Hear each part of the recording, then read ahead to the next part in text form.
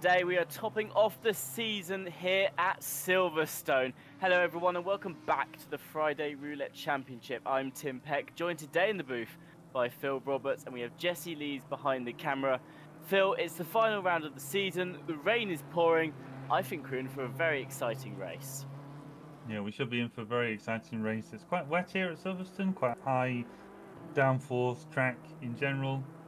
But so I think the extra rain will add a bit more spice to this maybe. But one thing just wanting to just go back is topping off the season, Tim. What do you mean? Topping off the season, it's the Yeah, I'd final never heard round. that phrase before. Yeah, I'd never heard that phrase You've before. never heard it before. I think No, I've no, used no. it in like most of my championships. Final round, we're topping off the season. Benjamin Harmon is going for a drive. Oh, yes, And no. yeah, it's the best way to end the season. But the one thing that I really want to talk about today, Phil, and Yeah. actually looking through the cars that have been picked, it's not necessarily the case. But of course, it's the Roulette Championship. You've got a different car for every round. Today, you've either got the drivers who saved their best car for this final round, or you've got the ones that absolutely did not save their best car and are now going to be driving a car that may still be good, but they're probably not comfortable in. No, I think I've just gone through the cars. I've seen a V8 Aston. I've even seen an old McLaren. To be honest, Andy Boardman in the '66 is in the older McLaren, the 650S GT3. Kevin Boss, or our own Kevin Boss, is in the V12 Aston. So we should see some, at least not some, with all respect to both of them, but not some times that are going to set the world alight because it's about the car. But we're certainly going to hear some fantastic noises out there today.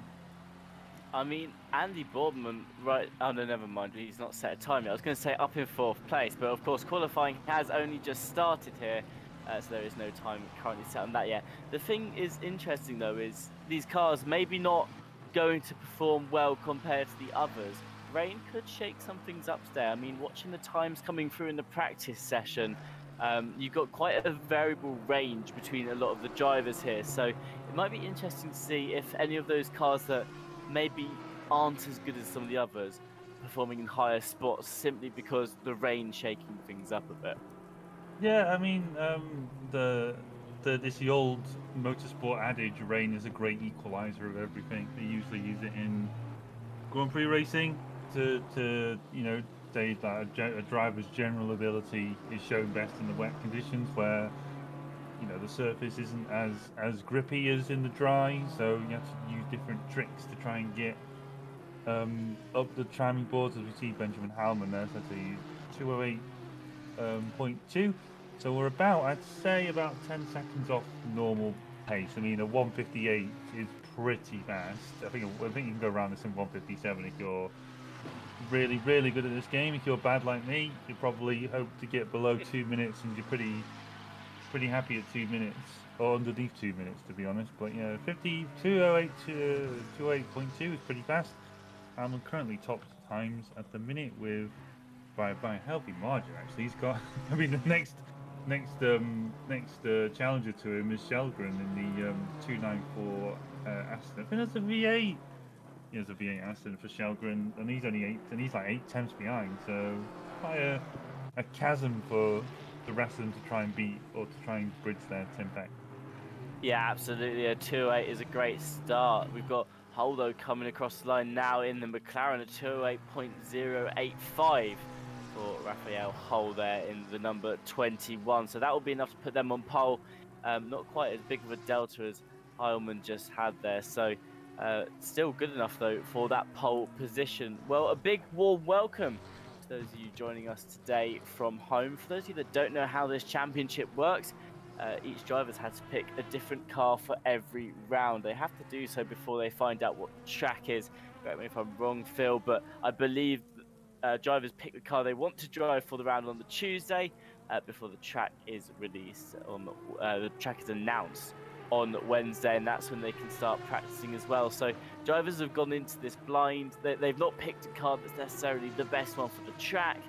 They've just picked a car which they think they're going to be comfortable driving in. Sometimes you win that gamble, sometimes you don't. Other drivers, like you've already mentioned, Kevin Boss, maybe even Andy Boardman here, have been picking Some cars are maybe a bit more out there, probably not in the meta, and just having a bit of a fun drive with them. As Benjamin Harmon crossing the line now with a time of a 2:07.4, instantly taken away from them by Dorber, instantly taken away from them by Shelgren.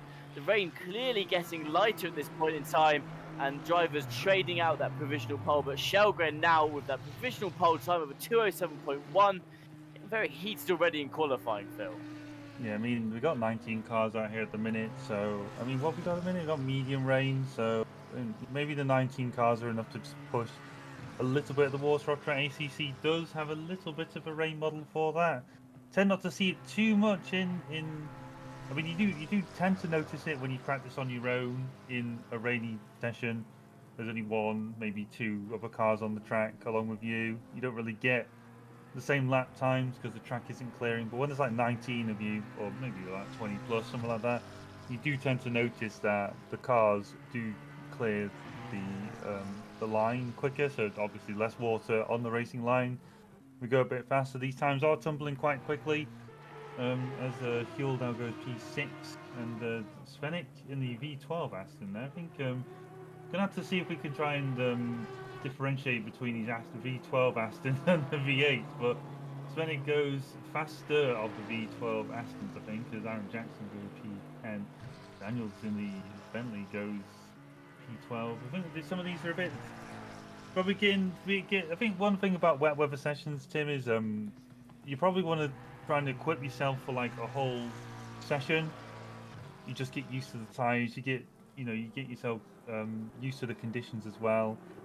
I mean, there is a thought you can just sit down and do a normal dry session run, which is like one hot lap, 2 hot laps.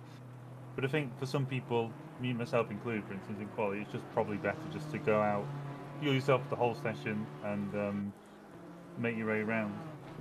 Yeah, I think Alman's just not going to take that. Yeah, oh, he's just going to do half and half. Sorry, Tim.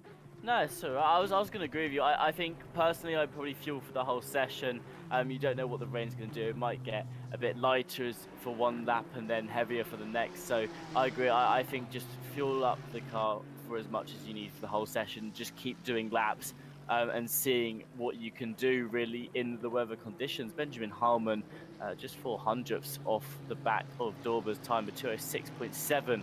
We're into now, and that top 5 looking a bit more closer to each other, all within a second, and then Hull just sitting outside it as well. Sitting with Flood 1.4 seconds off the pole time, and Wilkinson 1.5. So things getting a bit more competitive as we go on, and that's the thing that I think is a good point you make there, Phil, about just staying out for the whole session. Is that in a rainy qualifying session like this, track conditions changing so much.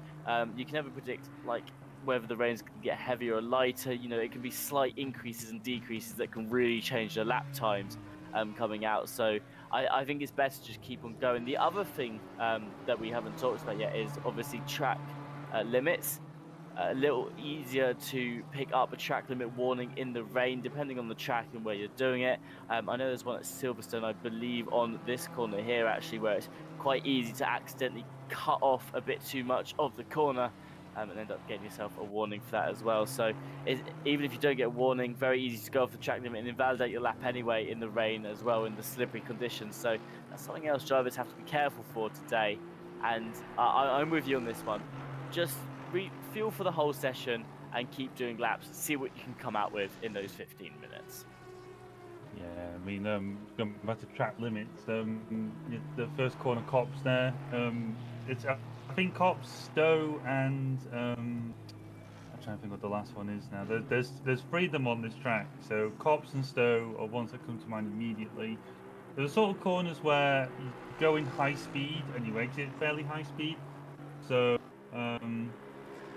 basically they sort of when you go halfway through the corner, you just meet the apex. And you think, I can put my foot down now, and it just encourages you to put your foot down, and you just can end up just going wider and wider, and you just miss time when you put your foot down wrong through those corners. You can end up understeering, going outwards, and yeah, some Cops is one of those ones, as well as Stowe. I think Stowe's more like you can just end up just being caught out because it just tends to nip in to the right a bit, and you could just get caught out by that if you're not paying attention. You want to try and go straight on after Stowe to swap over to the right hand side for the Bale chicane just before the end of the F1 lap. Just halfway round for the GT cars, we still use the old pit lane before Silverstone was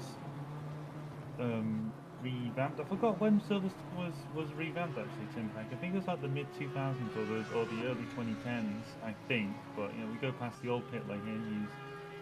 When I was a kid, this was the pit lane for the F1 and we've gone through a lot.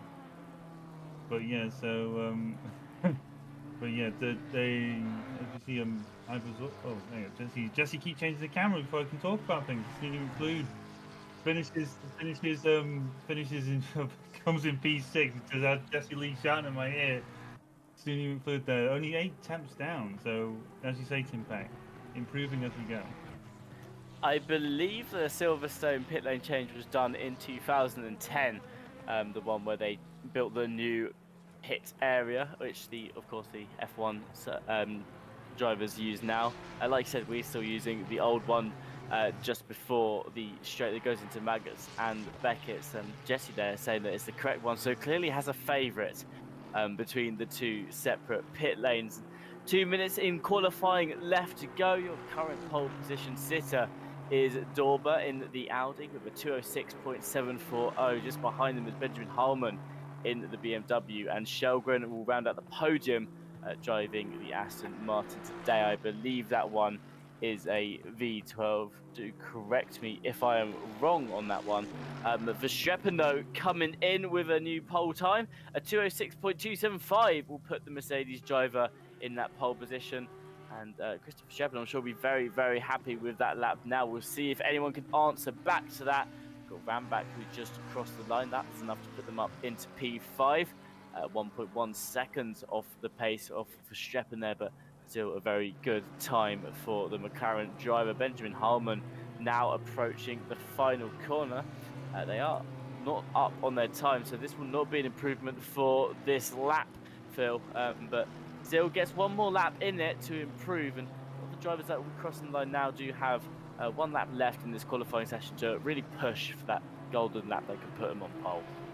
Yeah, Harmon there, last lap was a 206.2, 208.2, sorry. So yeah, he's probably found some sort of offline bit of dirt somewhere like that. He's invalidated his lap already, to be honest. So Harmon's not going to be improving. I mean, at the minute the progresses are a bit. Shelgren's come through Stowe at the minute. He's like 2 temps up on his lap at the minute, 3 temps up on his lap now.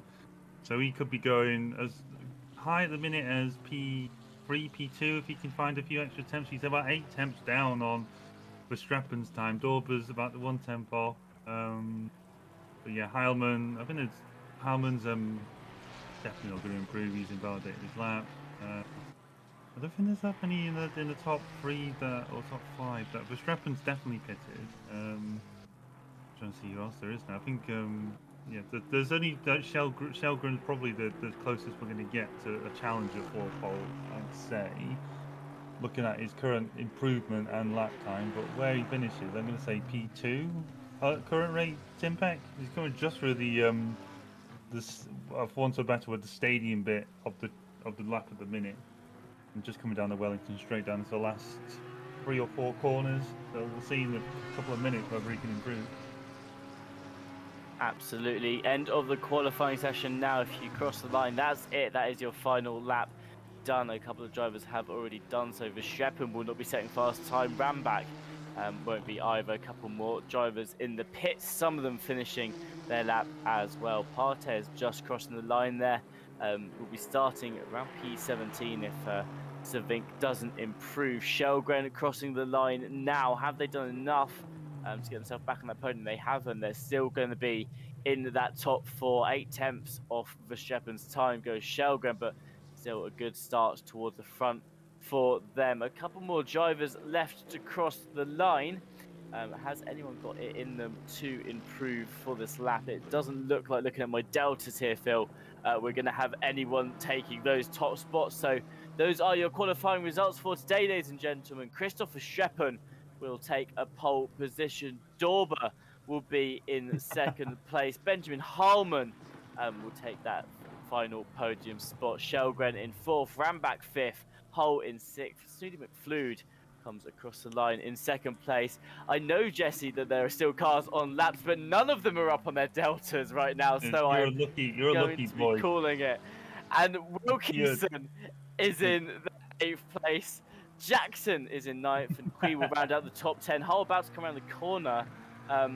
Let's have a look at whether they can improve. They haven't, so my point stands. Jesse Lee, that was You're a lucky boy, Tim Pack. You're a lucky boy, Tim Pack. I and the deltas on the hang on.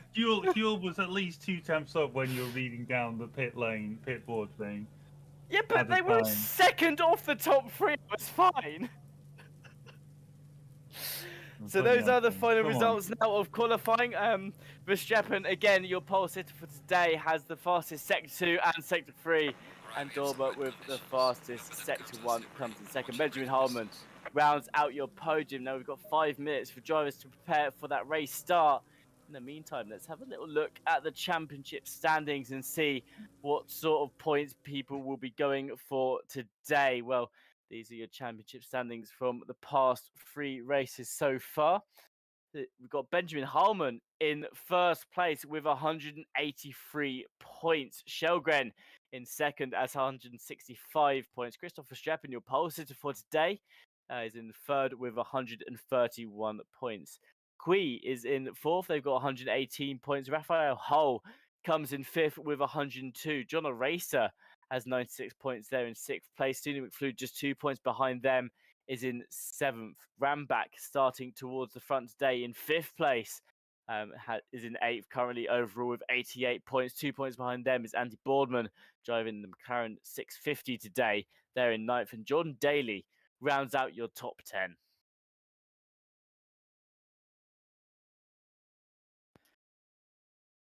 And the next half of the championship, Zorizic is P11 with 83 points. Joe Dorber in the 777, 74 points. Iridius Partes in the 195 with 71 points. Abel dos Ramos is 53 points, P14. Kevin Boss, 35 points. Brian Agudelo, 32 points. Reese Wilkinson, 31. Mert Svenich is 26 points in P18. Ryan Daniels, P19 with 10 points. And new sign up for this race only, Aaron Jackson, naturally on 0 points. Well, I believe everyone else, Phil, has... you're crossing over now. Crossing over. What's happening? You take it. You take it. I thought you. No, never mind. We're all bickering now. It's end of season 5. But those people on there, they've signed out the championship, so they don't get honourable mentions. They've gone now. No, of course. Everyone like you said, Phil, has signed out of this championship. Some faces that won't be returning. I saw John Daly being talked about earlier in the chat. Reportedly has internet issues, but they have signed out the championship. John Daly saying hi in the chat as well. So they'll get to have a little watch along this race. A couple of others that showed up earlier in the season but have since signed out. You have Joshua Lation there, Jack Mekov, Grant Wilmot all showed up for round 1 and have since signed out after a couple of rounds. But Phil, we're into the final race now. We've got a very rainy race ahead for Silverstone by the looks of things. It doesn't look like the rain is going to be letting up anytime soon either. Could be very exciting for this final round. Christopher Streppen in the lead. Dorber starts second. Phil, if you're starting in second place at this track and the track has rain pouring down it, what's your goal into turn 1? Are you still going to look for a move, or are you just going to try and play it safe and set up that move later on when maybe you've got a bit more grip behind that car? Well, the cop-out answer is it depends how well you started compared to the guy in pole position. naturally, I think the first reaction is probably to play it safe in these sort of conditions. It's not worth taking a risk, particularly when you're trying to get to know what sort of grip level you have, unless you are, absolutely confident in what sort of control of the car you'll have. But yeah, I think if you're already alongside someone or even ahead, if you got an excellent start over pole sitter, then you probably want to not challenge for the lead just yet. I mean, unless you really fancy it. But I think in these sort of conditions, I think you're racing yourself more than you're racing others potentially. So yeah, it's probably best just to play it safe, settle down, and work your way. Particularly as you work towards the back, because I mean, if we ever get on board with anybody at the start, it's just a fog in these sort of conditions. You can't see anything. So if we see an incident at the front as well, we may see a bit of a pile up, not because anything a knock against the drivers, but mostly because you you just can't see it in time sometimes. Like in normal dry conditions, you can see it, 2 miles ahead of you or something like that. Well, these times, like you'd be on top of the incident before you can even see it. So so or before you have enough time to react to it. So yeah, we'll see how it goes. Some wise words from Phil there. Maybe wait for the opportunity to arise. Like you said, Phil, very difficult to see if you're at the back of the grid in these conditions. That's what some of these drivers like Kevin Boss, Savink and Partes are going to be finding out. They might just have to play it easy until traffic has split themselves up a little bit. Let's take a moment to thank our partners who helped make today's racing possible. We have AKE Sports, Digital Motorsports, Drivers 61, Go Setups, and Fanatec. I'll be talking a little bit more detail about them later on towards the end of the race. But just look at some of the drivers out on today's grid. Christopher Streppen leading the pack. Dorber in that second place spot. May have to take it easy though with the wet conditions. Benjamin Harmon in third place rounds out the podium.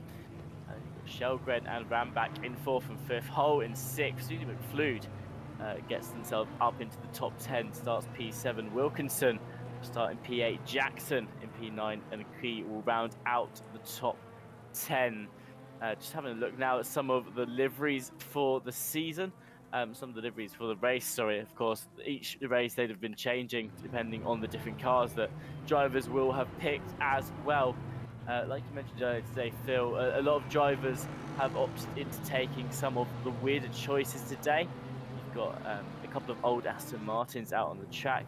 You've got even a 650 McLaren out there as well. I believe behind the wheel of that is Andy Boardman. So in 14th place is the McLaren right now. On your screens, you can see it. So, a couple of weird choices of cars out there today, Phil, but like we've said, with rain, absolutely anything could happen in this race. Anything can happen if we move on board to see Kevin Boss, and that's kind of what I'm trying to say before. You can see the Aston just in front of us of Svenik just fine, but through the mist you can hardly see that there's like three other cars in front of him. Like we couldn't even see them until they'd gone through the Vale chicane. So kind of Jesse Lee very nicely there demonstrating my point just about visibility, and we're only going at like safety car speed at the minute. So when these things go at full anger, should we say, you are going to be kicking up a lot more spray. So if we ever see any replays on board of any first lap incidents, then it would be nice to see like the cockpit views of some of these, just to see just how much they can see before the incident or in the run up to them. But I'm probably being a bit pessimistic now. We've had a fairly low amount of incidents this championship. We've had one incident, which was last week. I believe that was Danielson's Dover. Was the only steward report we've had for this whole 4-race series. So that's more testament in general to how clean the racing's been, but also I think as well just how, I don't want to say how seriously the drivers have been taking it, but it's been a fun championship, and the level of reporting the drivers have been doing reflects that as well, I'd say. Well, that is indeed very good to hear that the drivers have been really enjoying this championship. Of course, we've got an hour-long race behind us today. The pit window is 57 minutes, so the only lap that you can't really pit on is the final lap. There are no mandatory requirements other than putting in at least 1 litre of fuel. Other than that, all you have to do is stop in the pit box. So we'll see what different strategies drivers choose to opt into today as we come now towards the start-finish straight for the final race of the Friday Mini Roulette Championship. Christopher Streppen, your pole sitter on the right-hand side of your screen right now. Dorber on the left-hand side with Benjamin Harmon tucked just behind Verstappen as well. Keep an eye on those two cars at the front. It can all be ended in turn one if they get a little bit too aggressive with each other. But now as the speed, I was going to say starts to pick up, we're not actually across the line yet. It's this one that we are waiting for. The speed starts to pick up now. Dorber's had an amazing start here. Verstappen under a lot of pressure already, but will be able to hold the inside in the wet weather. Dorber's car looking a bit skittish on the outside, although having a great run out of turn one there towards Magnussen and Beckett. That'll be enough for the 777 to get into the lead. Verstappen tucking behind for now. Benjamin Harmon just sitting out this fight, doesn't want to get too involved, but a brilliant overtake there from Dorber at the beginning, Phil. Starting around the outside, managed to hold on to it, but hang on a second, we've got Aaron Jackson neck and neck with, I believe that is Wilkinson's car there on the left. The Ferrari just managing to navigate their way through. Kui there now coming neck and neck with Jackson as well. Kevin Boss picking up a drive-through penalty already, most likely for, I believe that's starting with too much speed already, but Jackson... It'll be too much speed or just his general position. Yeah, so Kevin Boss there, just maybe a bit out of place, maybe carrying too much speed, but Jackson managing to navigate their way through. But let's go back a second here. What a brilliant overtake that was from Dorber at the beginning, sticking it on the outside of Verstappen, managing to keep the momentum going, and then just managing to tuck ahead before Magnussen and Beckett. A great start from the 777. Yeah, I was going to say, just saw an Audi look through the inside. I think it was Zoricic just at the bottom of the screen on Kui. I'm not really sure if that's I think he's learned better of it there. But yeah, I think one of the things to note about that start, if we ever go back to it, was Dorber manages to get his on the outside. It sounds a bit silly, but you can afford to straighten up your car so much earlier than if you're on the inside of the corner there. So I think Dorber just had the benefit of, one, Audi is quite good in a straight line over the Merc, and as well and I think off the top of my head now, because you can straighten up the car quicker, you can put your foot down a lot more quicker with a lot more confidence. So I think Dorber just took a massive advantage of the exit speed he was afforded there. As Shelgren and Raphael Kuhl are battling for P6. It was Kuhl and the red and black McLaren behind there. I think Shelgren, I've just been told that Shelgren has taken the position. I'm not really sure they started. I think Shelgren may have lost that position, just gained it back there as he. But I think there's been a fair few changes now that's in the top. Actually, no, Shelgren started P4, didn't he? So yeah, he's lost 2 positions. Must have lost 3, and he's just recovering there, because I just noticed Ramback and McFlew ahead of him, and I'm pretty sure they started behind Shelgren before the race started. So fantastic start from Ramback and McFlew to bring themselves up to P4 and 5th respectively. Yeah, I think I saw Shelgren go off on the very first turn, just went a little bit wide, did manage to tuck back in, but you are correct, they did start in that P4, ended up P7 and have since retaken the holes to get that P6 back. But we'll have a little look at that later on once things have calmed down a little bit. Stefan Kui having to pit already, has served their mandatory pit stop. You can see them now behind the rest of the pack, has a nice lot of open air there. That might have been a decent strategy there from the number 26. We've got Christopher Streppen. They want their lead back from this race after Dorber overtook them on the first turn.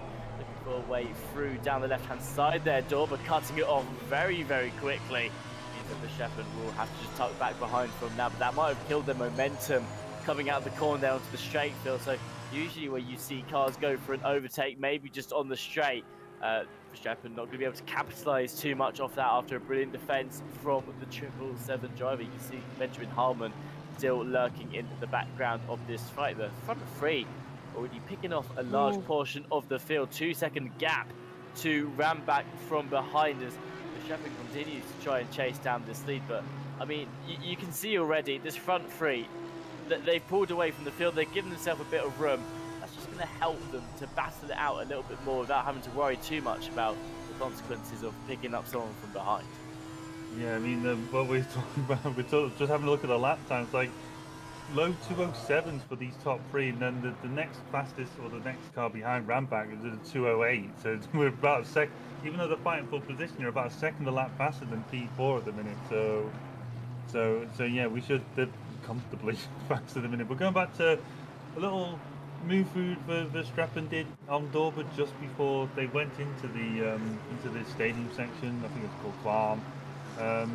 Sometimes like we're not really, Verstappen's not looking up the inside at that point. Sometimes he's probably looking at just seeing a nice clear vision, because as we talk about the spray, like he may only have one car in front of him, but he just needs to be able to see what's ahead of him, to see when he needs to brake and where Dorber's braking, etc. So it's more just about gaining that visibility more than making a move. As well, it also has the benefit of, if you're a mirror watcher or a chronic person who just looks in the mirrors, you can take advantage of it. If you do catch them looking in the mirrors, you can offer a distraction to them. It's one of those ones where it's a bit gamesmanship, but it's fair play in my opinion. Gonna put off your opponent, particularly in these sort of conditions. It's very intense sort of driving, certainly to keep your car under control. Absolutely, Shelgren trying to pick their way back up through the field. Now looking at the rear of Suni McFlude in the McLaren just ahead of them. We'll see how quickly they're able to navigate through this. Driving the Aston Martin today is Shelgren. Did a great job in qualifying, enough to be up into P4. Unfortunately for them, had a bit of misfortune at the beginning of this race. Now, from what I can tell, Phil, because I have been investigating, from what I can tell, Stefan Kui here in the number 26 right at the back, that was a tactical pit stop. That wasn't forced from a collision, which means what they've done here is they've taken their pit as early as possible, gone to the back of the field so they're not being held up by any cars ahead of them, and are now just doing their own lap times. Of course, it means towards the end of this race, maybe struggling a little bit on tyres, but shouldn't matter too much in the rain, honestly. And you'll probably find that providing the rain keeps up for the entire race here, Stephen Queen might have been on something with that early pit stop. Kevin Boss also coming into the pits now, but that is to serve the drive-through penalty they picked up at the beginning of the race. It does, of course, have to be served within 3 laps of picking it up. So Kevin Boss here having to serve it very, very early on. An unfortunate start for the number 31, who was probably hoping for a bit of a better race today. But you can see already Stephen Kui in the number 26 serving their pit stop will have done the mandatory stop and everything, which means the car did stop. It wasn't just a drive-through, already ahead of Kevin Boss. So their strategy of just being able to do hot laps with no one ahead of them has been working out for them. You see Reece Wilkinson make his way past, and that's Raphael Kuehl there for P6 or P7. Actually, now, beg your pardon. But yeah, there's a bit of a move into Vale. It worked out for him in the end. And yeah, next up is Susie McFlude. As I think we may see that orange BMW of Aaron Jackson. They joined this fight in a bit, but he was in touch with Wilkinson at the start, and I think Wilkinson's just gained a bit of a gap. He's 1.5 seconds up on Jackson, with a car between him now. So we'll see how that works out. But yeah, going back to the lead at the minute. I think I've just corrected a bit. One thing. I think Ramback and Flood had a bit of an off lap. Previous lap, they're comfortably within pace of Dorber and Verstappen in front. So, you know, we may see, depending on how aggressively Verstappen attacks or how aggressively Dorber defends, we may see more than just Harman get involved in this fight for the lead, potentially. Absolutely. There's always that threat from behind. Like you said, if they continue to be aggressive on the attack of each other, they'll naturally just slow each other down. Christopher Streppen, once again, looking for the lead here, is caught back up to the rear of Dorber, goes towards the outside of turn 1, whereas Dorber taking a much tighter line down the inside there. Verstappen, though, still unable to find a way through. Will have to continue through Maggots and Beckett. It's in wet weather, overtaking very, very difficult. There's that much more larger margin for error in the rain, where drivers have to just be careful when they pick and choose the overtake. And Verstappen here is probably going to take a very good corner and maybe even a mistake from Dorber to find a way back through here. So the advice for the 777 right now is just keep it together, try to reduce mistakes and not make up any small accidents on corners, as long as they can keep doing hot laps and focusing on their time, not, like I said, just making those accidents. They should be able to hold on to the lead fairly easy here. It's quite difficult to overtake in the rain, especially at Silverstone, where a lot of the overtaking parts you have to throw yourself quite heavily around the corners. That being said, Verstappen now looking towards the inside. Dorber closing that off at the last second, but Verstappen here eager to find a way through. I mean, it's no wonder, you know you've got the pace for that first place position. You're going to want to get it back, but Verstappen here going for some daring moves, at least setting them up and considering them, Phil.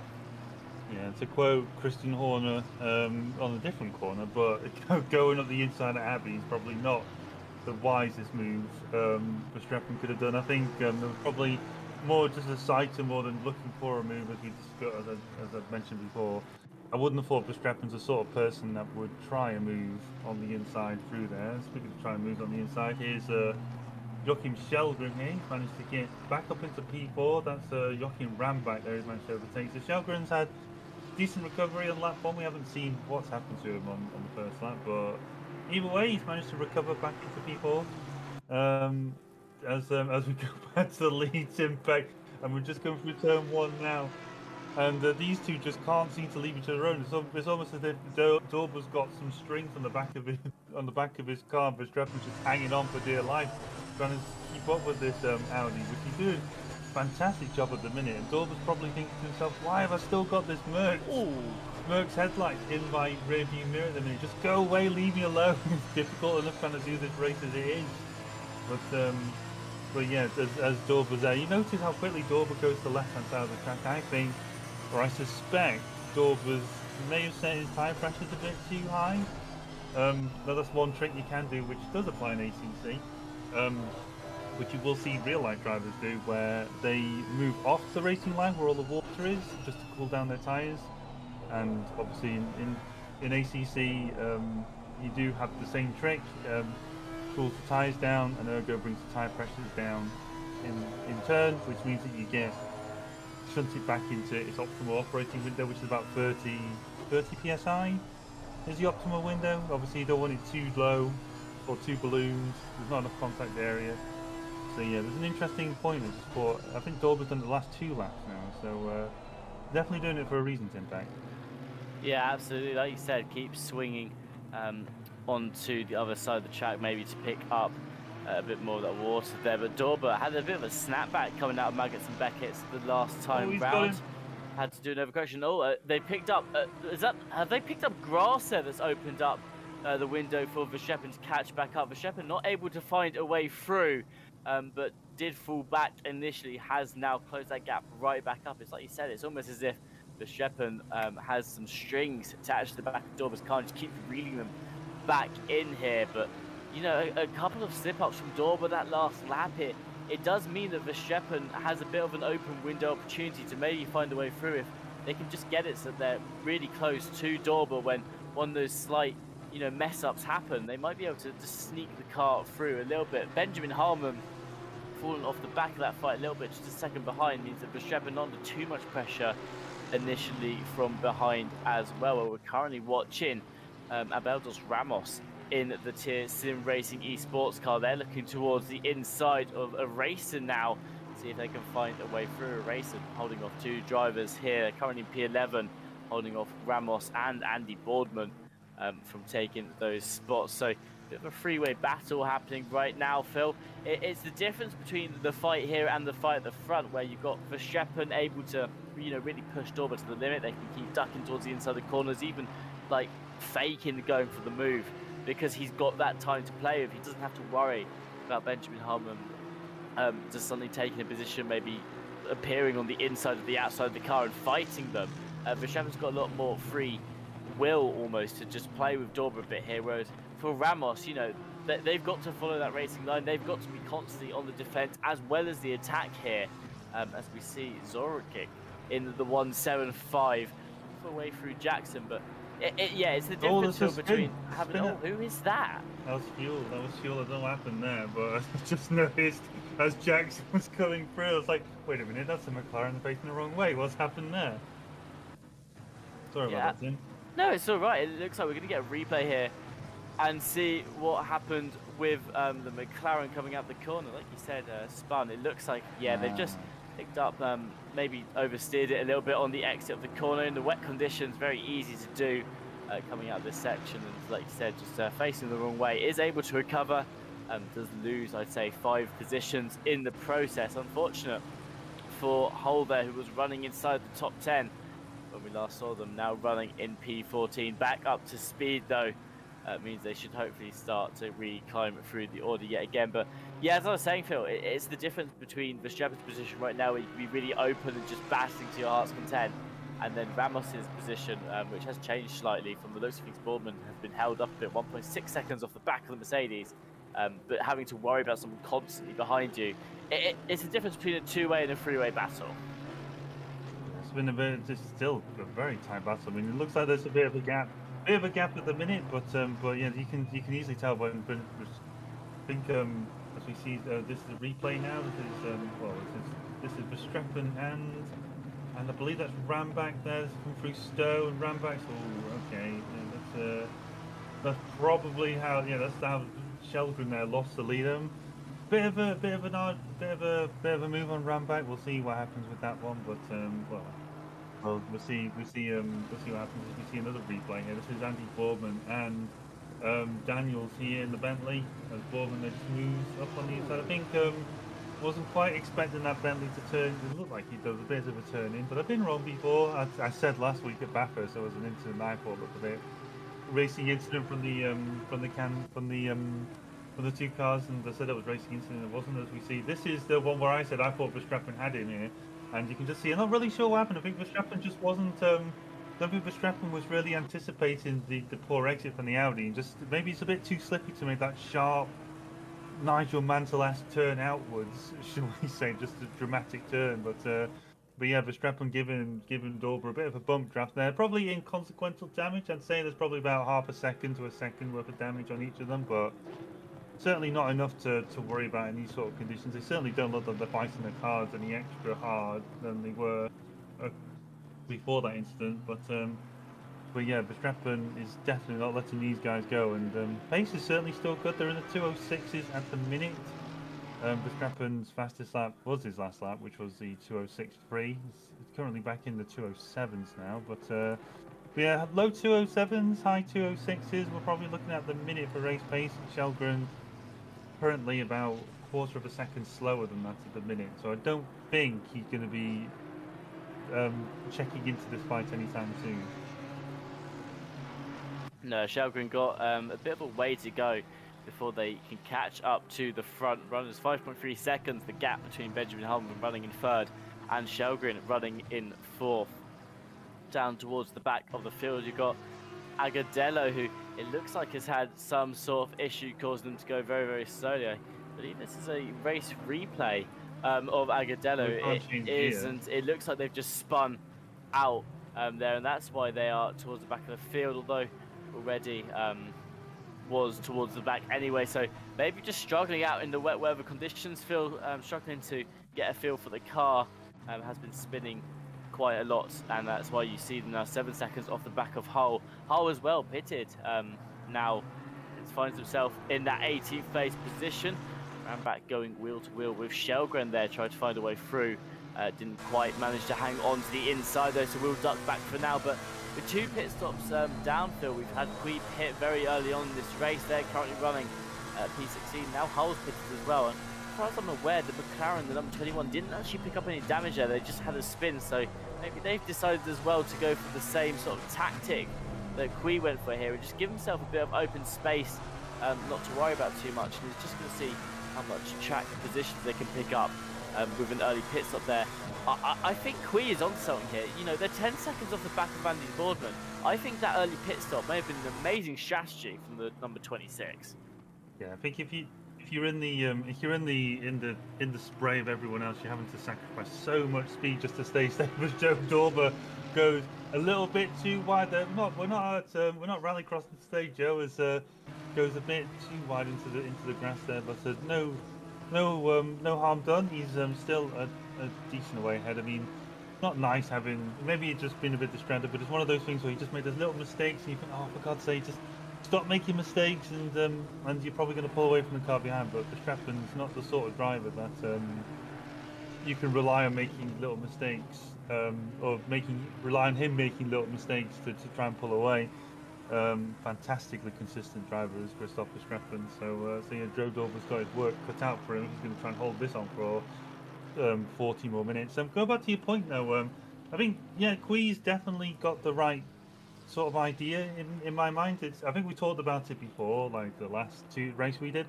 I forgot which driver it was now, but we talked a bit about it where it's all about how much confidence you have as a driver in how well you can race yourself, because that's effectively what you're doing when you hit so early. Is you're having to basically hot lap or do a hot lap session for a bit until the traffic comes back to you as they pit.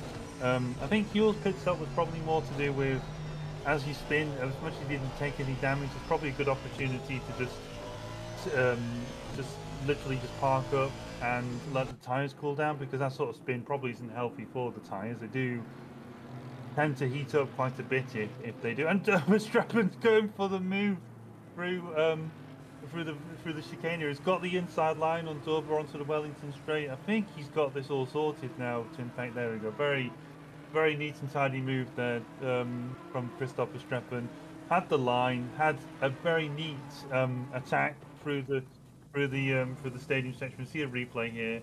Just before this, then he had the attack through the right hand with a slow left-hander.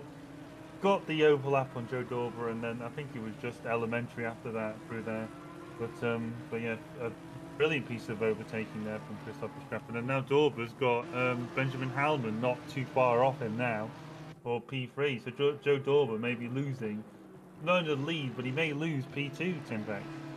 Yeah, Dorber definitely under pressure now from Hallman, just 5/10 off the rear of that Audi. A lot closer now, though, I believe, as Hallman continues to reel them in.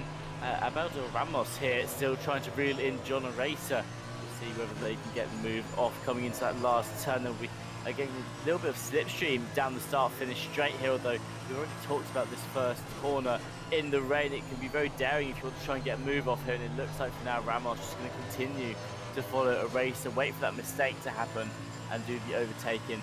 More of a safe area than trying to slingshot it around the corner. But yeah, go back to that Verstappen overtake. Absolutely daring move from Verstappen. Neck and neck racing in the rain can be very daring, especially, you know, when you've been doing it for a couple of corners. That wasn't just one corner where they went around together. That was the whole village section where they were neck and neck for coming out into the far left hand onto the straight, and the whole time Verstappen just able to hold it. Not able to pull away from Dorber too quickly, though. Just 3/10 splitting up the Mercedes and the Audi driver. And like you said, Benjamin Hallman lurking yet again in the background now. So this battle probably not over yet. We'll continue to watch, see if Dorber maybe as daring as Verstappen tries to get that lead back by the same amount of setup moves. I think what Verstappen did was really, really good, because that wasn't just an overtake that appeared out of nowhere, you know, Phil. That's been the first 20 minutes of this race. It's just been Verstappen, you know, setting up that move, looking towards the inside of every corner, testing the waters a little bit, you know, ducking the nose in, maybe backing out at the last second, just seeing, you know, how feasible is it here to get alongside the Audi, and just deciding a lap ago that, yes, okay, actually I can race this. If I go towards the outside, I can swing around here, keep up the momentum, and then I'll have the advantage on the inside. You know, it's a move that I feel like Verstappen has been cooking up for a little while in this race. As Ramos here, now looking towards the inside of that final series of corners. Still too far back, though, to go for a move on a race. So the Aston Martin just able to hold it together in that straight line. But yeah, Phil, I feel that Verstappen had been cooking that move up for the first half of this race. That wasn't just out of nowhere. That was planned this whole time, you know, just testing those waters from Verstappen. Yeah, I think that's one of the benefits of having the time, having the knowing you got the pace and going, yeah, I got the time to overtake this guy. Just where you're going to go faster, where your car's better, certainly on the brakes.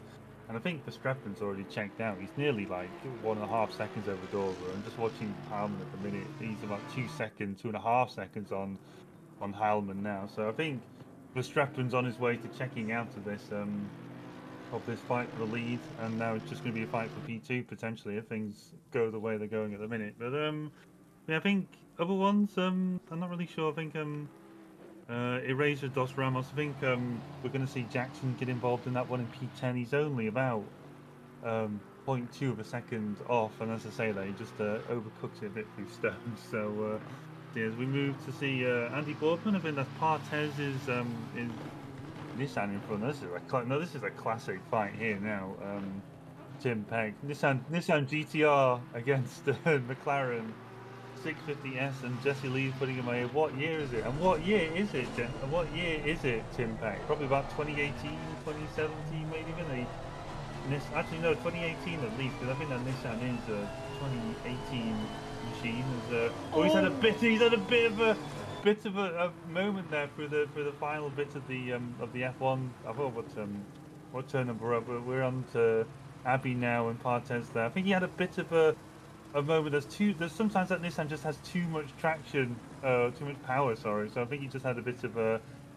Boardman comes up the inside. There's a bit of contact between him and Partez, but Boardman then maintains. He's going for the a bit of a karting line where he got the late apex, trying to go for that faster exit speed, and Partez is still struggling with control for his car. He's down the Wellington Straight. He's got that turbocharged brick of a Nissan to try and keep him ahead, but yeah, he's just about got the legs on Boardman there, but he's still trying to put his nose through, and a bit of an intense fight at the minute, in fact, because if we've gone to the straight, I think this will probably, Partez is pitted there, so it's probably for the best. Don't want to make it too exciting for one race, do we? I mean, that was looking sketchy at the best of times. Getting towards the end there, Boardman looked for a move towards the inside of the left-hander there, but maybe got a bit of a reality check from the curb, which just said, look, you can't be sitting on it this much in the rain. Able to catch the McLaren in the end, but that car definitely was not on the track anymore. It was wheels on water, turning too far inwards towards the end of the lap there. But Boardman, very daring moves they went for on Partez there.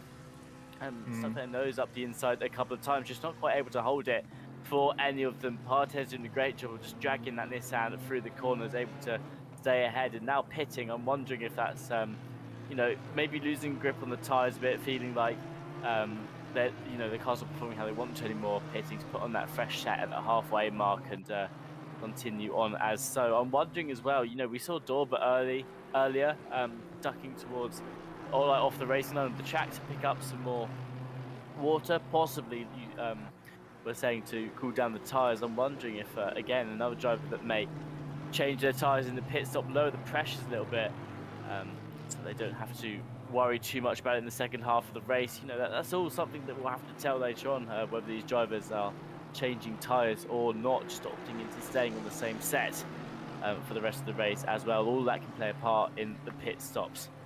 Ramos for Sim Racing Esports continues to look for a way through a race. So this battle has been going on for a while now, and I think the difference between, again, this one and the battle with Verstappen and Dorber, even the battle that we've just seen between Boardman and Partez, I feel like Ramos here just a bit playing it too safe on the overtakes here, not really feeling like a move is feasible here.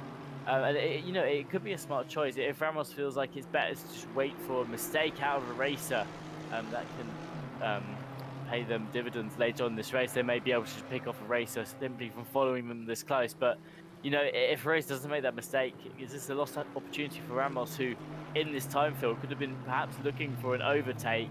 But I feel like that's the difference between them right now and the battles that we're seeing earlier with Verstappen, is that Ramos here not too confident at looking for a way through the Aston Martin ahead. Feels more like Ramos just wants to play it safe here and wait for that opportunity to pick off a racer when they make a mistake.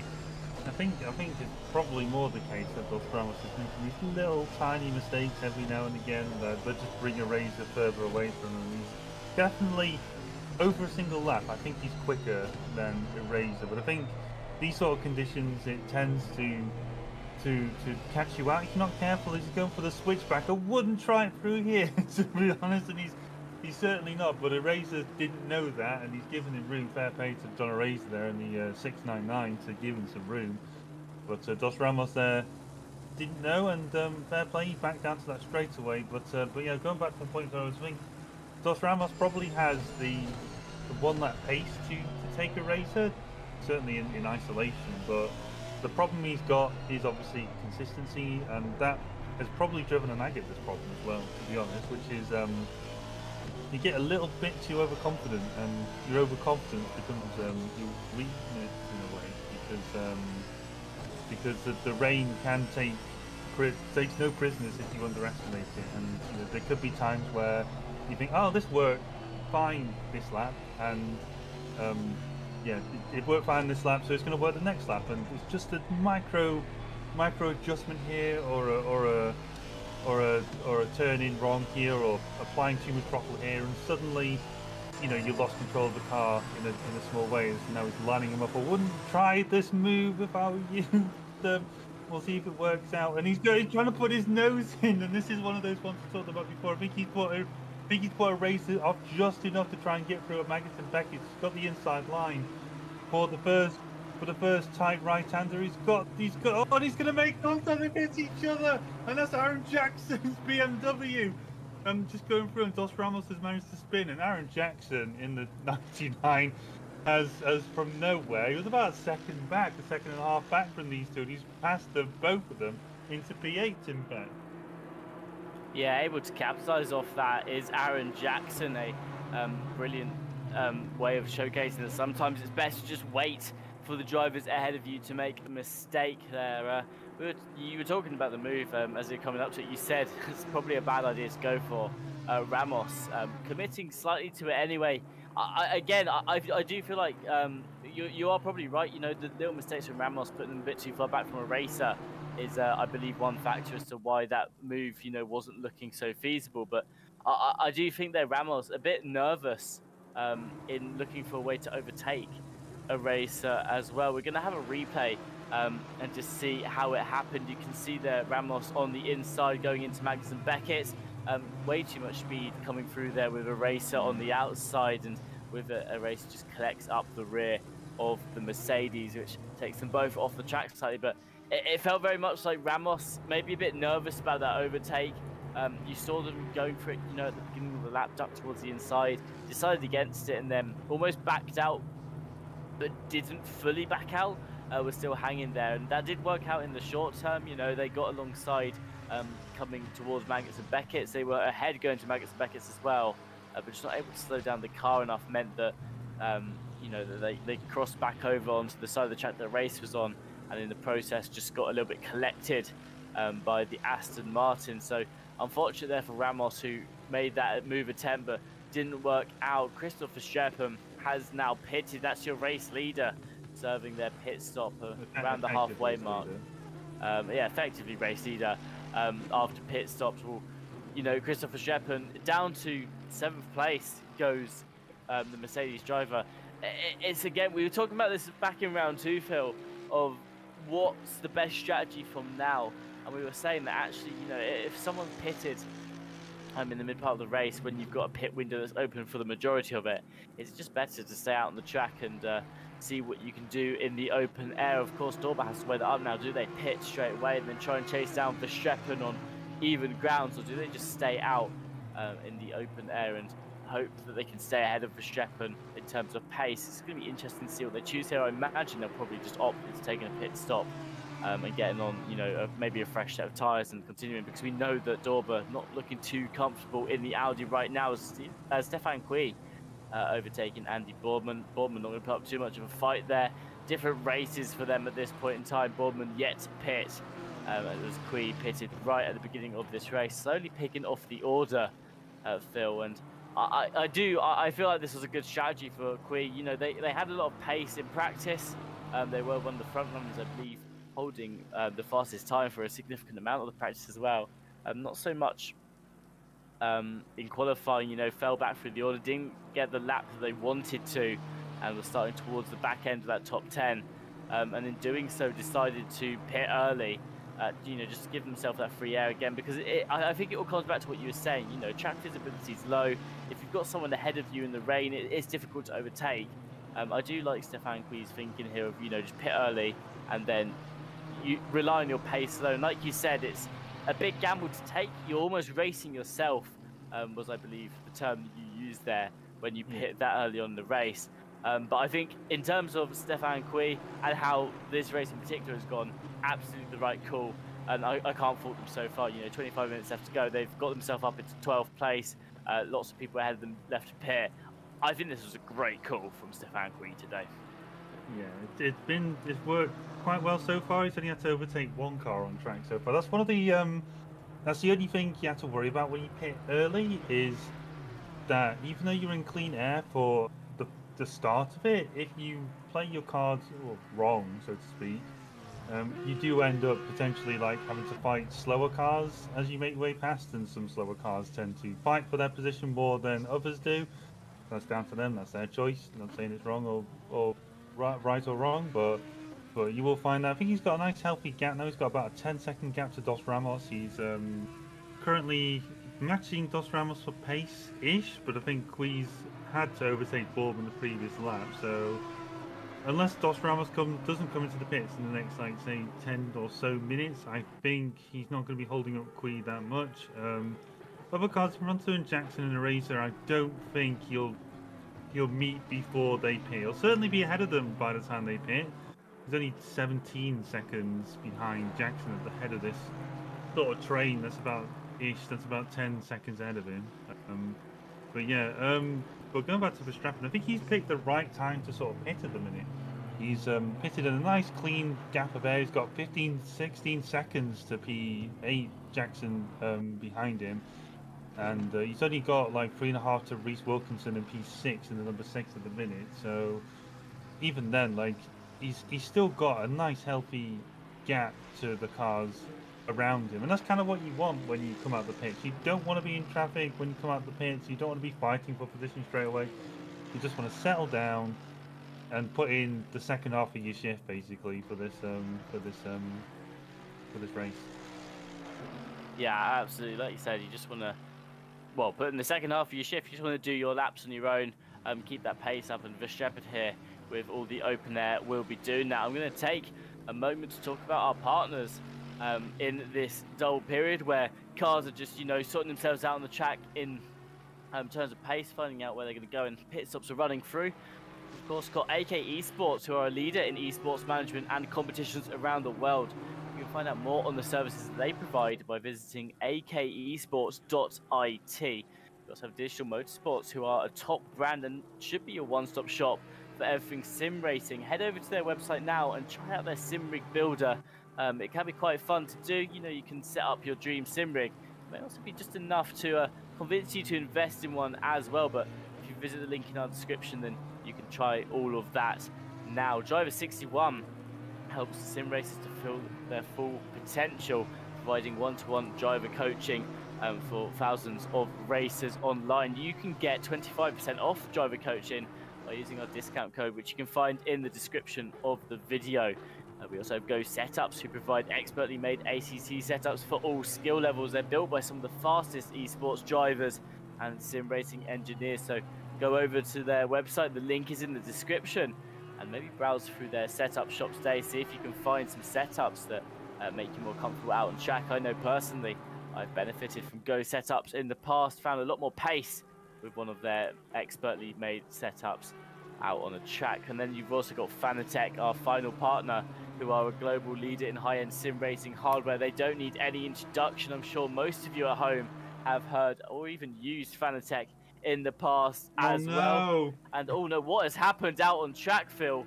What have I just missed? Oh, that's Holman with a drive-through penalty for track limits.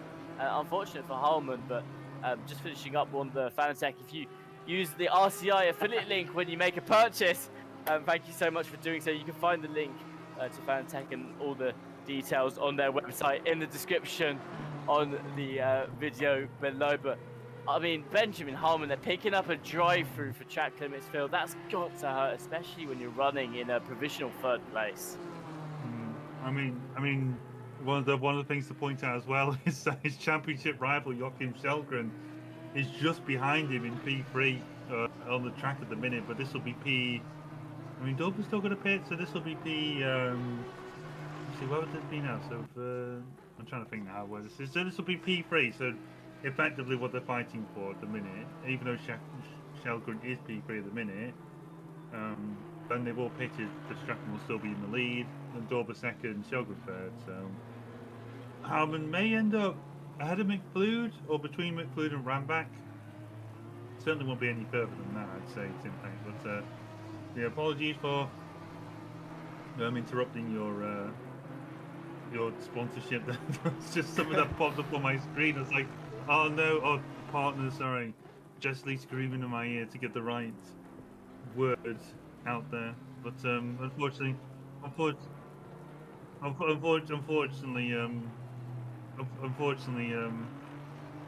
my vocabulary isn't that big as Harman's now coming into pit lane now to serve his DT, I'd say, and we'll see just how much speed he carries. Just about. Tim Pett makes it to the line. I was just watching him then. He was about 50 as the rear tyres hit the white line. So he's right on the limit of what do you call it? Avoiding another penalty if he speeds in the pit lane. Absolutely. I mean, a drive-through penalty, definitely not great for Benjamin Harman at this stage of the race, but not going to be ideal when we'll bring it a lot closer in the championship standings towards the end. Had they picked up a stop and go there for 30 seconds for speeding into the pit lane, that could have been a lot more worrying for the 796 and their lead in the championship as well. But for now, you know, coming out, I believe that's enough for probably to stay in P3, honestly. Benjamin Harman, not going to be too worried about that. Where is Snooty McFlood on the track? Oh, it looks like actually, yeah, no, I'm completely wrong. He's lost position to both Snooty McFlood and Rambach there. But only 4 seconds back on them. So, you know, not the end of the world, and we'll still have enough of a points lead over Verstappen in this championship to not have to worry about losing that. Verstappen up another position. They're up into P6 after already serving their pit stop. So just remember that Verstappen here, maybe running P6, but everyone ahead of them still has yet to pit, which means they're technically leading this race right now, providing no mistakes are made that sees them have to go down that pit road yet again, or even just have to recover from the side of the track. Rambach in P4 here on the back of Snooty McFlood, looking for a way through, very close to the rear of that McLaren, going through the right-hander there, now into the left-hander. Will they go for a switchback maneuver? Looks like an overcorrection there on the wheel, means that Rambach won't get the momentum they want out of this corner, but onto the long straight here, the Wellington straight, may be able to get a bit of a slipstream, although quite far back is Rambach for now. And by the time we get to left-hander, it looks like Snooty McFlood will still be safe yet again. Rambach throwing a bit more speed into that corner than McFlood there, but Snooty McFlood here, you know, similar defense situation to what we saw Racer doing earlier, very much under pressure from Rambach behind Phil, but it just seems that Rambach there, you know, making that little mistake coming out the corner, overcorrected the steering wheel. You saw it swinging from left to right quite quickly there on the exit. Just means that they lost that opportunity to really go for the overtake, and I think today that's been a big theme of the race, honestly, is these little overcorrections, these tiny little mistakes that don't cost you much in time are costing those opportunities where overtakes perhaps could have been at least looked for, not necessarily happened. Yeah, I think that's a good point about these little tiny mistakes, so to speak. A lot of the time, as you say, in isolation, they're only worth, like, say, a tenth or to half a second, or, you know, in the grand scheme of an hour race, it's not the same. But as we see Rambach still, he's going around the outside of McFlood. I think he's trying to invite him just to break a bit late for it. He's going for the switchback, but McFlood sees that coming. Very experienced race car driver is McFlood. Probably saw that switchback coming the minute he saw Rambach go to the opposite side of the track. Pretty easy to defend, obviously. You just park your car on the apex. That's literally the strategy to defend against a switchback, I'd say. But we had some good racing, some good defending too, from McFlood and from Rambach. as we see them, they're still not giving this up, and this fight may invite Heilman back into this fight. He's only about, as you said, he's only a second, or so, sorry, 3 seconds down the road from Heilman. There he is, there, just appearing on your screen. So he's not too far behind. And when you fight pole position as they're doing, you could end up losing so much time, and it just loses out what you're trying to do. As you go on board with Heilman through onto the Wellington straight, you can just about see the 2 targets in front of him. Verstappen, who has pitted, is about 1.1 seconds behind. You can just about see him, I think. You can just about see that yellow car in the wing mirror there. Pretty big wing mirror, I must say, Tempang. Unless that's just the camera. That's a massive wing mirror, isn't it? Not wing mirror, it's a rear view mirror, sorry. I've got the wrong terminology. Rear view mirror, very big. But like you said, Verstappen just 1 second off this battle. They're still going to play into the hands of Dorber here if these drivers stay out and do end up blocking Verstappen's charge. That being said, Rambach competing straight into the pit means that actually Verstappen may get through this a lot easier than they want to. They do still have to clear Benjamin Harmon on the track. Whether Benjamin Harmon will actually put up a fight is yet to be seen here. Of course, Harmon yet to go into the pits yet, so not directly racing Verstappen anymore. May still, though, want to slow down the Mercedes driver. Rambach serving their pit stop will be doing so, I believe, to try and undercut Snooty McFlude here. Was looking for a way through and is just going to have to hope now for a very quick outlap. The problem with that, though, is that you can see a racer just ahead of them. That means that Rambach here is going to be limited to the speed of both Jackson and the racer through the lap here. This is not what they wanted to happen. They do ideally feel wanted to have been out in open air so that they could just put out the fastest lap they can. That way that Snooty McFlude could have potentially ended up behind them after their pit stop. Instead, though, Rambach maybe just getting caught out here with a racer in front of them, now limited on speed as to how fast they can go. Verstappen on the back of Benjamin Harmon, 4 attempts off the back of the 796 here, wants to clear this as quickly as possible. All the time that Verstappen spends behind Benjamin Harmon now just gives Dorber that extra little advantage early on. Verstappen, though, not wanting to wait any longer, goes towards the outside yet again, now ducking towards the inside of the exit, and a very good amount of momentum coming out of the corner here. It looks like it's going to be very tight. We'll swing to the inside, I imagine, by the end of this straight, but that BMW so powerful in a straight line might just be enough to hold on to P4. Verstappen goes through a huge dive down the inside of the left-hander there, and with that, Heilman not able to answer back too much to the daring move from Verstappen. A brilliant overtake and a daring dive from Verstappen. I was going to say these two are RCI esports drivers, so they're probably in the same chat right now. As I think there's probably little bits of watch out, as we see a bit of a late move from Verstappen there. Probably, I don't think Heilman was probably anticipating that move, to be honest. If you usually, I think we talked about it before with Verstappen's move on Dorber, like it was telegraphed a bit. It wasn't a sudden violent, well, not violent, I wouldn't say violent, but it was just a sudden dive up the inside. So it probably looked closer than it actually was. I think Heilman probably looked in his mirror, saw there was a yellow card suddenly getting closer and closer, as the number 11 of Daniels is, well, he's parked up now. He get a drive-through for track limits. There you go, just wandering off the track there. Probably got track limits, and I'm gonna guess your guy gave up basically, but yeah, I'd say that's the case.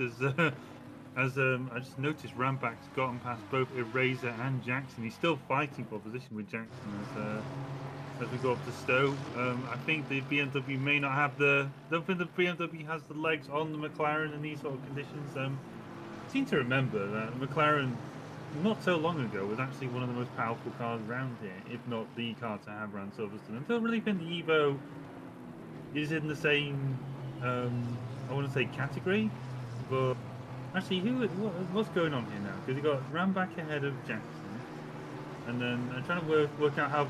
I'm trying to, and then the race is behind him. But then I thought I saw Snooty McFlude just behind them, unless what is going on? Snooty's okay. Snooty's pitted. Okay.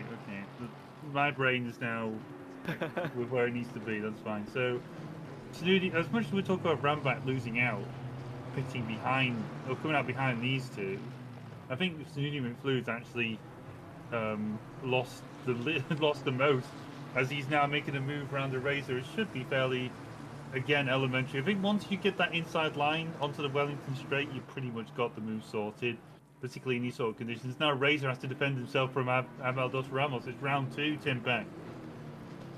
Absolutely, Ramos back on the rear of a Razor here. Again, already looking a lot more feisty, looking towards the inside. Of course, both these drivers yet to pit, so they've still got to serve their pit stops in the last 10 minutes of this race. They only have 9 minutes left in that pit window, though, in which they can serve it. Stevie McFlude, I mean, I was talking about it, you know, Ramback got caught up behind both Eraser and Jackson, who are now both pitting themselves as well. Maybe them just wanted to hold off the threat of Ramos here a little bit longer by pitting, getting on, you know, getting back out onto the track in that fresh air again, not having to be held up. But, you know, Ramback, I generally thought that they were going to be held up by Eraser and Jackson, to the point where Stevie McFlude would be able to hold on to the lead they had over him in the pits. And Eraser, an overtake happening in the pit lane right now, just out a millisecond before Jackson. Means that they're able to overtake in the pit lane. A nice, good move from Eraser there, just being a lot quicker on the mark, in and out of the pits, and perhaps serving a quicker pit stop as well. But nice win here late on for Eraser there to get that move. But yeah, go back to Ramback. You know, Ramback, I generally thought they were just going to be held up. Stevie McFlude, though, clearly couldn't find the pace out on the track in where they were anyway, also ended up behind Eraser and Jackson, and in doing so has lost that position to Ramback anyway. So Ramback, with a promoted upper position, currently running in a provisional P5. Of course, 3 drivers ahead of them yet to pit. I believe Benjamin Harmon will be behind the 2 McLarens once they've pitted. Not sure about Shelgren though. I think Shelgren will definitely actually be able to hold on to that position after a great race from them. Of course, we saw the initial incident at the beginning that saw them fall down the order to P7, since climbed all the way back up into what I believe is now a podium spot for the Aston Martin. So Shelgren recovering greatly here. You've got Jackson that was on your screen there, trying to close the gap to Eraser, who's currently racing with Zurkic in the 175 Audi. Here's Kevin Boss, someone who we've not seen a lot of today, has just been towards the back of the field. They're driving the old Aston Martin, which Jesse's a huge fan of the sound of. Yet to pit in this race is Kevin Boss, running towards the back here, but maybe looking for a move on Boardman. Still wants to get some racing done today there. Looked towards the inside, didn't quite have enough momentum to get alongside the McLaren, and with that, Kevin Boss not going to be able to pull off the overtake here, but into the Wellington straight. Are they able to close that gap back down? It looks like Boardman again just escaping off down the road there.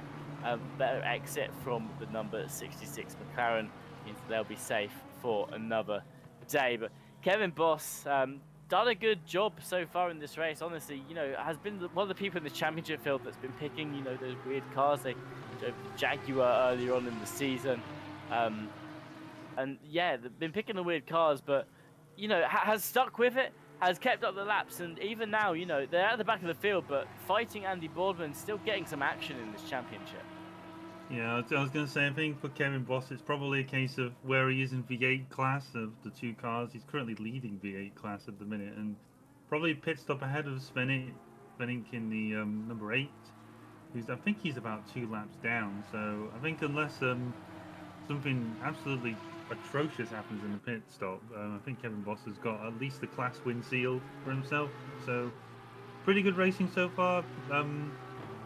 Dealt a bit of a bad hand with the DT at the very start. We'll have to see where he was relative. I think the game's quite strict with that. There's Raphael Huell there. That's are we oh, we're near the stadium section here. So that's Stefan Kui, he's battling with at the minute.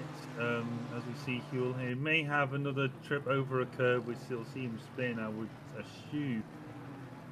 Yeah, you see he's braked right on the curb, right on those wet curves, and they're just deadly in these sort of conditions, Tim Peck. Yeah, absolutely. Rain playing a huge part in today's race. We talked at the beginning about how it can be very, very punishing if you do pick up too much of the curb, like you just saw there. And it seems like the McLaren today has been one of the cars to suffer the most. That being said, of course, Hull behind the wheel of the 720 Evo, whereas earlier it was Andy Boardman behind the 650 that was suffering on the curbs a little bit. But you know, whatever conditions, we talked about how drivers need to be that little bit more careful. Because the margin for error a lot higher when the rain is pouring. You can't take too much of the curb, especially at Silverstone, where you really want to throw yourself around a lot of these corners. Some of them you want to be, you know, really pushing out onto the curb on the exit for. You just can't do that in these wet conditions, as we saw. I believe it was actually Holt himself earlier that just, you know, pushed too wide on the exit, ends up oversteering the car as well. So it's been, you know, difficult to navigate today. John O'Racer currently on your screen. Still trying to close the gap to Zorkic ahead in the 175 Audi. They've managed to shake Jackson off their rear slightly after the overtake in the pit stop. 1 second splits up them and the BMW 99 right now. But that being said, you know, not reeling in Zorkic too quickly, has actually fallen a second off the back of the Audi since earlier on as well, Phil. So, you know, it comes back to what we were saying earlier on, is that today it just feels like a lot of drivers that perhaps had a lot of overtaking potential, you know, just kept making these small, tiny mistakes in the rain, which is understandable. You know, wet weather conditions, it's a lot easier to make those small mistakes. But with these small mistakes, you lose the opportunity for overtaking here, and you just keep falling back a little bit on someone who actually you probably do have a bit more pace than. As a racer continues to try and close the gap to Zorkic ahead, but you can see it's not getting smaller anytime soon. It's all sitting around that 9/10 of a second mark. So, you know, 4 minutes left in this race, Phil. If a racer wants his position, they're going to have to pick up that pace a little bit. Yeah, I was going to say as well, they're still racing, don't forget, the 069 of Dos Ramos, who's just coming to the pit lane now. So you probably see just where these end up. Remember, he was just behind on challenging for position with John O'Racer before him and Jackson pitted. So this will be a good, well, will be the yardstick we use for just how well Dos Ramos has picked his time to both pit and also the choice whether or not to pit with them. So yeah, just coming around the last corner now, I think he's managed to jump a fair few of them at the minute. Like they've not, like he's just about to come to the pit exit line, and the 75 of Zoricic has only just come over the line. So I think Dos Ramos has probably got wants a better word, a sea of a gap. Yeah, he's got about a 3.5 second gap to Zoricic now. So he's jumped up about 3 cars with just staying out in the clean air to impact. So demonstrating what you were talking about before with Stefan Cui, just in a more of a mini sense per se from Dos Ramos there to jump not only Razor, but he's jumped Jackson and Zoricic as well. Yeah, absolutely. Is that the polar opposite strategy there to Stephen Cui, but like you said, working in a similar way, just really dragging it towards the end before they serve that pit stop. Of course, all cars now will be having to serve their pit stop once they come towards the end of the lap in order to serve it within that pit window, as it closes in just a minute's time. So can't pit on the final lap of this race. But, you know, like you said, Ramos there doing the polar opposite of Stefan Cui, works in the same way. Stefan Cui pitting very early on in this race, putting himself out in that clean air as Joe Dorber almost exiting inside another car there. Will end up coming out behind them. Who is that that's just exited ahead of them? That was Kevin Boss that's just come out ahead of them. So we'll have to yield that position. That will be a blue flag for Kevin. But, you know, almost spelled trouble for Dorber there. We'll see where they're all coming out. Benjamin Harman serving their pit stop, the final person to the pit stop. Oh no! 50 seconds for the BMW 796. That is not going to be good for the championship standings, as that might just be enough for Verstappen to earn enough points to overtake them. That's speeding. Yeah, it's not. But you got the wrong car. You got the wrong car. Shelgren we're after for the championship. He's only 20 seconds. 20 seconds. Oh, it's Shelgren. Either way, not good. Yeah, he's 18. It was 18 points before this race, so I'm not really sure if there's a drop round this championship. I'm going to say no, there isn't. So it's just a straight up fight. Verstappen is about 30 points ahead or behind Shelgren, so I think, I stress the word think, that this should be enough for Shelgren to take the championship. But we'll find out at the end of the championship. And Jesse Lee just in our ears there saying the certified heck moment for Benjamin Hammer, which I would agree with. There's probably more German sounding obscenities through that helmet at the minute, in fact. Yeah, Benjamin Harmon not going to be happy with how that one has turned out now. Stopping over 30 seconds. I mean, we said it earlier, Phil. They served the drive-through penalty, which we said wasn't the end of this race, but I specifically mentioned if they pick up a stop and go 30 for speeding into the pit lane, that will be the end of the race for Benjamin Hardman in terms of losing the championship position to Shelgren, and that is exactly what has happened here. So Benjamin Hardman not going to be happy with how that turns out. We'll see the final scores after the race as to whether that is enough for Shelgren, but like we imagine it is, as the drivers now onto the final lap. Christopher Streppen leading this race, just coming out of Magnussen Beckett's now. Stefan Guido on the defence from Hull, as it looks like the McLaren driver just shooting himself up the inside there. Stefan Guido can't do too much really to defend against that as he entered the position, as Ramos picks up a drive-through penalty. That will be for track limits, and all of those positions that they gained by staying out, Phil, are going to be ripped back away from them by that drive-through. Well, yeah, indeed. It's all well and good being fast, but if you're not fast while staying on the track, it's all for nothing, as Dos Ramos here will have to serve his penalty either now, or he can wait to the end of the race and the game will slap a time penalty onto him for that. As they come round again, it's not the end of their race. It may say 0 to go, but with 0 to go, when the lead car finishes, he takes the checker. So Dos Ramos's choice is he's going to stay out. Now, he isn't going to get disqualified. He is just going to get his DT converted into a time penalty, probably between 40 to 30 seconds. So he'll definitely be behind these three here. Whether he's going to be behind the likes of Boardman. Actually, that's a good point, actually. How far away is Andy Boardman? Andy Boardman's just about in touch with Dos Ramos, I'd say. So, yeah, he's about 21 seconds behind. Partes is a bit too far away, as is our own Kevin Boss, from any sort of time penalty. But as we come round now, see Christopher Streppen. Pretty brilliant race, to be honest, from the Streppen Tim Peck. Thoroughly well-deserved win. He should have won at Misano. Got taken away into a bit of a celebratory spin there, as it's not what you do when you're racing, but you're allowed to. You're pretty much entitled to wreck your car in celebration if you win like that. As Dorber there, P4, P2, solid from. Oh, I thought that was for the line. Remember the line then, Tim Peck, but Jockey Shelgren there, P3. Shelgren going for a move on Kevin Boss at the end there, but your race winner for today, ladies and gentlemen, Christopher Streppen, face to face with Shelgren, who I believe is your championship winner. They're about to touch noses, a bit of a affectionate display from the two cars on the podium today. Dorber coming in second place, a brilliant race from them. A great lap one overtake, had them holding the lead for a significant portion of the race as well. Steve McFood going for an amazing drift through the first corner there. They'll finish in P6, but Benjamin Hallman comes across the line in P4. A 60-second penalty for them will knock them down a load of positions. Ramback in P5, Steve McFood P6. Wilkinson ends in P7. Hull will finish in P8. Stefan Cui pits early on in this race, able to bring it home in P9, and Ramos crosses the line in P10, does pick up a 30-second penalty there, which will promote Zorakic up into that P10 position. John Racer will finish P11 overall. Jackson will be promoted up into P12.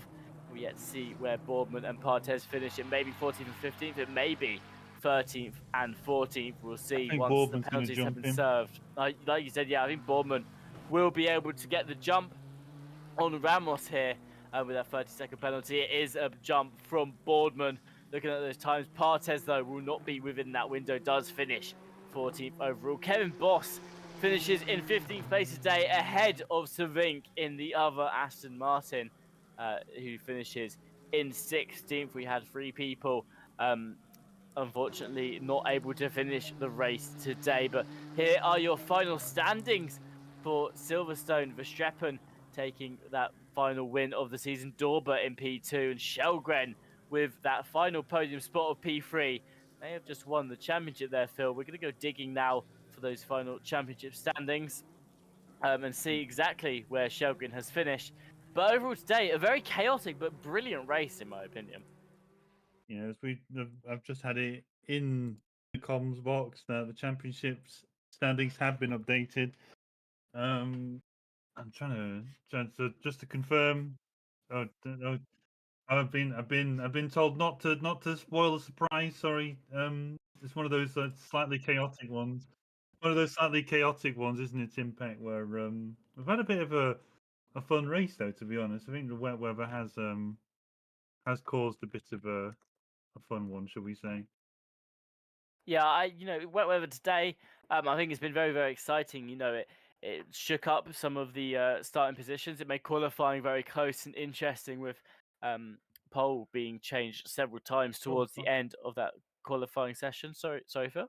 No, it's all right. I put it. Fair enough. I was also going to say as well, though, like overtakes a lot harder to happen today. That being said, we've seen some brilliant overtakes on the track for position, and I believe we've actually got the final standings for the championship about to come up on your screen in a little second here. Jesse has called it and said he's got the standings, so I'm just going to wait for them to appear. Here we go. We're into no, we've not quite got them up yet. It's like the suspense is killing me, Phil.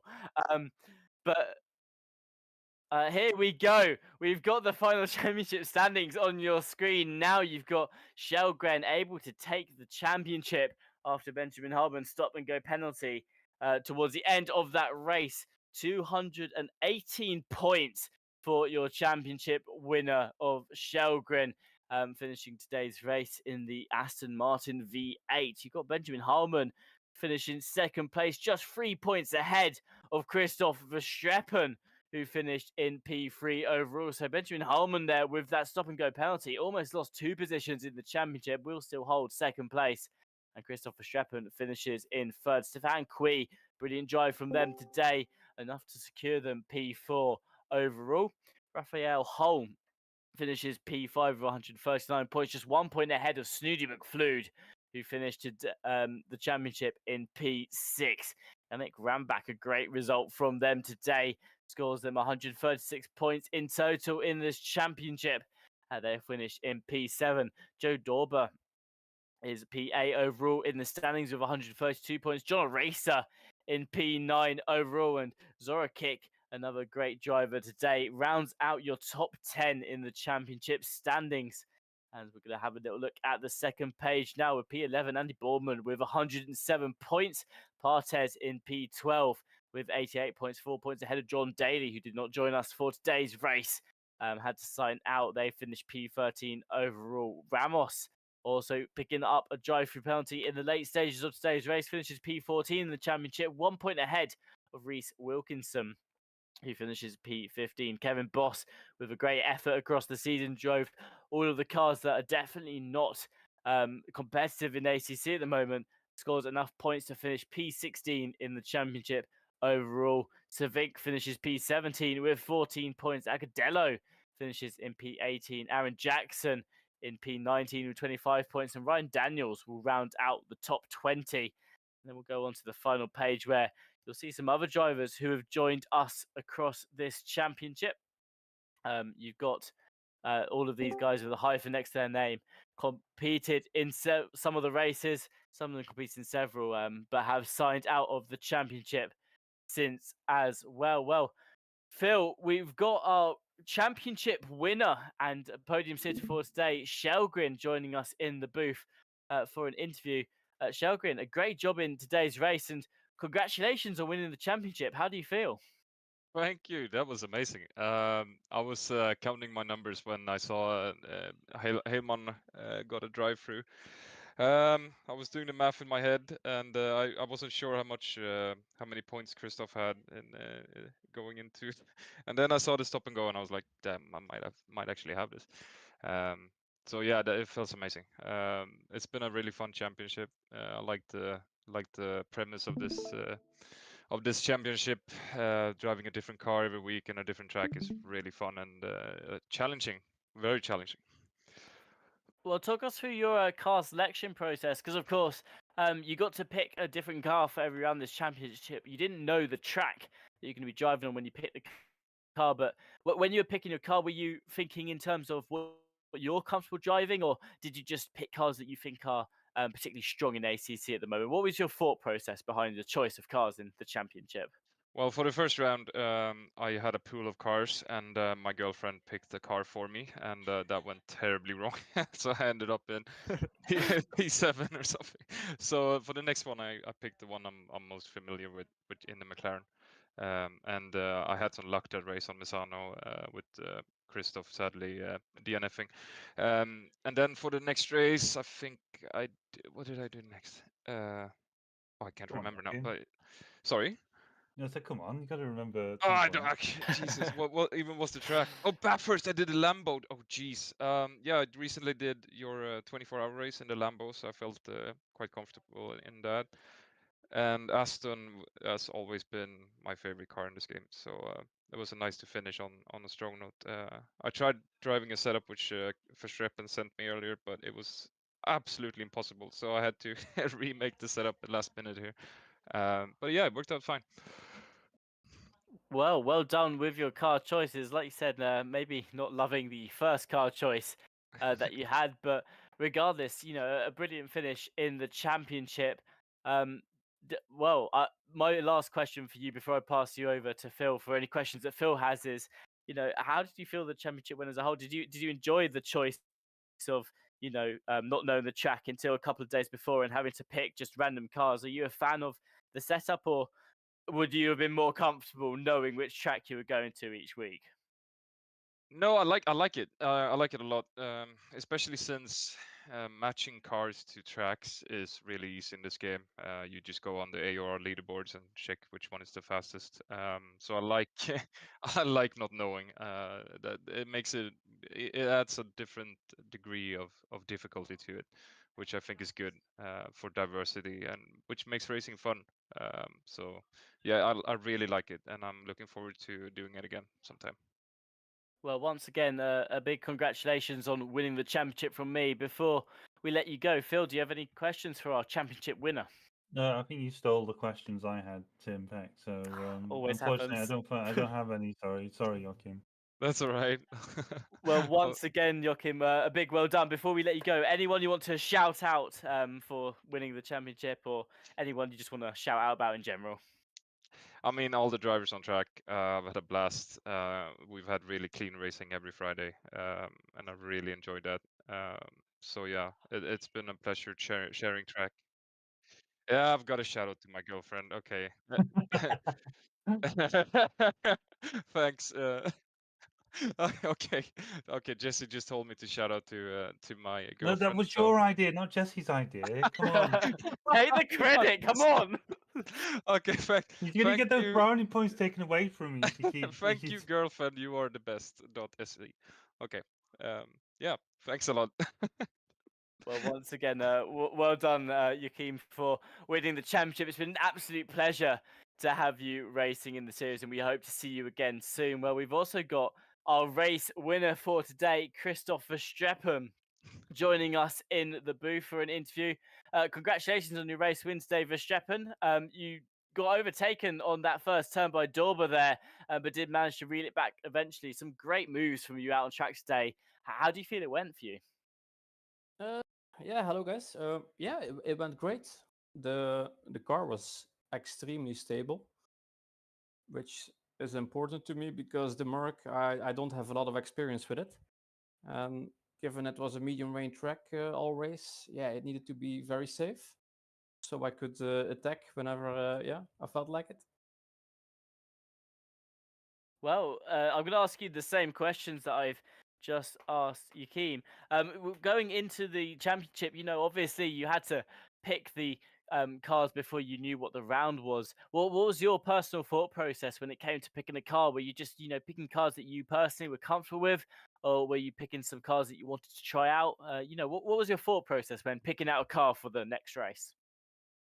Yeah, I personally picked most of the cars that I don't usually drive because I thought like everyone will be a bit on the back foot because you can't really cherry pick the BOP now. So it was the perfect opportunity to get some more experience in some different cars, except for the one round, of course, where I took the Beamer. Yeah. Well, fair enough. My final question for you is, did you enjoy the setup for this championship? Did you like the way that it was a bit of a roulette, a bit of a gamble each round as to where everyone would place, or are you someone who's a bit more fond of just knowing what's to come in the race and having a bit more time to prepare? No, absolutely not. I really enjoyed this format. I just told it to Stewie as well that I would really like if this comes again in the future. Yeah, Well, exactly the same like Joachim was telling, by the way. I feel exactly the same about it. Yeah, shout out to his girlfriend, by the way. uh, Another shout out to Yakim's girlfriend there. But yeah, passing over to Phil. Phil, do you have any questions for Christopher Streppen, or have I taken all your questions again? No, I managed to think of one now that I didn't trust you because you did steal one of my questions. But Christoph, there was a bit of I want to say a bit of a hairy moment between you and Stewie, or Benjamin Hallman, as we called him on the cast. No, you two, I believe you're in the same Discord voice during that race. Was there a bit of a I want to say cross wires or any like did Stewie know you're going to make Diogo for that move, or was it a bit of an opportunism sort of move? It was a bit of an opportunistic move, but yeah, since I was in the voice with him, I thought, yeah, let's fuck around a bit, and I was lining up the dive bomb. Yeah, but it was all good. He wasn't mad about it. We're just having Jesse having a go. We do apologize for the choice language in that answer, but yeah, that's the only question I have for you. Sorry, Christoph. Well, Christoph, before we let you go, anyone you want to shout out or thank for just before we leave you for this Well, you already had a championship? Maybe, shout-out. maybe Yakim's girlfriend again deserves Again. another shout out. Poor Emily. No, just again to all the drivers. It was very fun. And to Stewie as well, the last race. It was really funny to see him pick up all the penalties tonight. Well, thank you very much for Streffen, and again, congratulations on the race win today. It's been a pleasure having you compete in this championship, and we look forward to seeing you again as well. A big thank you to all of you who have joined us today in the chat, and for those of you who have been watching along as well. We hope you've enjoyed today's race. If you have, make sure you leave a like on today's live stream. Also, consider subscribing to the channel and hitting.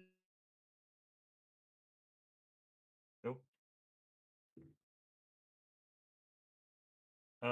Yeah, so cheers for joining. I'm not sure what happened to Tim Peck there, but thanks everyone for joining. We should be back. We'll be back again Monday evening for the Donington finale for the Mini British GT. So we'll see you then.